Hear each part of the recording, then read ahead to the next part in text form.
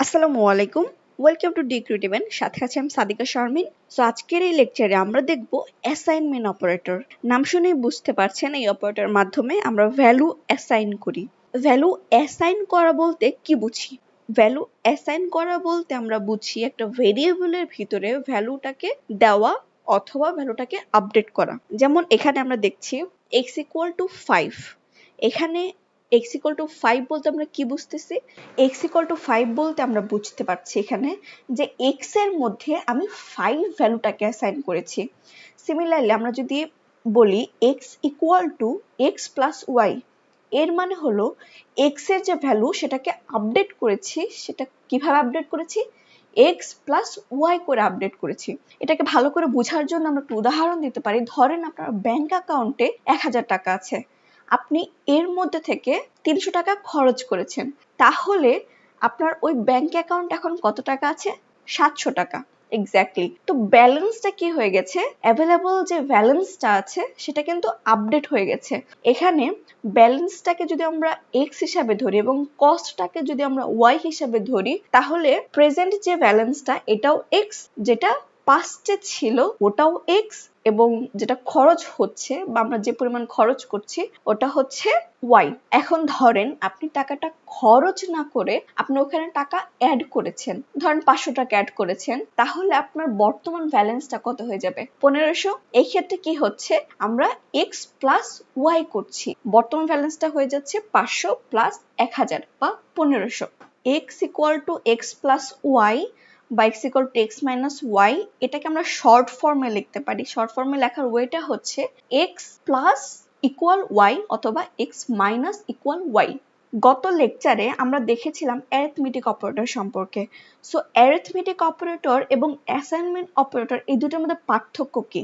Arithmetic অপারেটরের মাধ্যমে আমরা বেসিক ম্যাথমেটিক্যাল ক্যালকুলেশন করি, যেখানে আমরা অ্যাসাইনমেন্ট অপারেটরের মাধ্যমে ভ্যালুটাকে অ্যাসাইন করছি।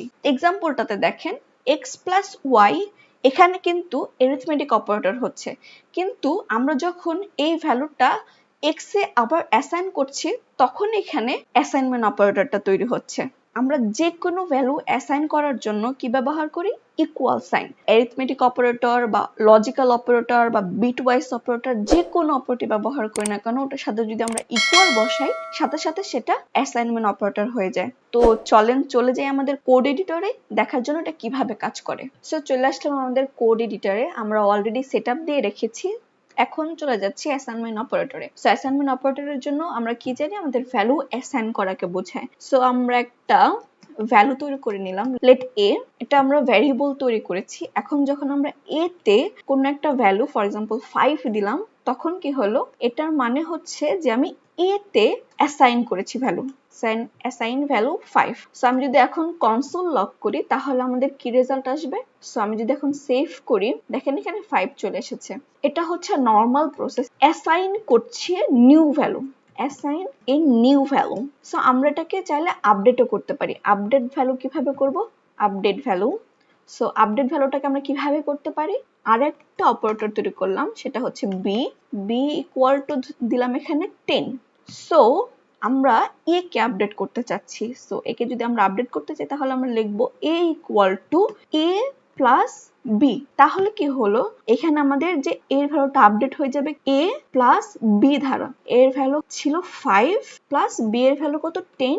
সুতরাং আপডেটেড ভ্যালুটা কি হয়ে যাবে? 15। সো এখন যদি আমরা কনসোল লগ করি, কনসোল লগ a, তাহলে আমরা দেখতে পারবো যে এর ভ্যালুটা 15 হয়ে গেছে। সো ব্যাপারটা ক্লিয়ার। এখন যদি আমরা এখানে মাইনাস করি, a মাইনাস করি, তাহলে কি হবে? আমাদের এখানে -5 চলে আসবে।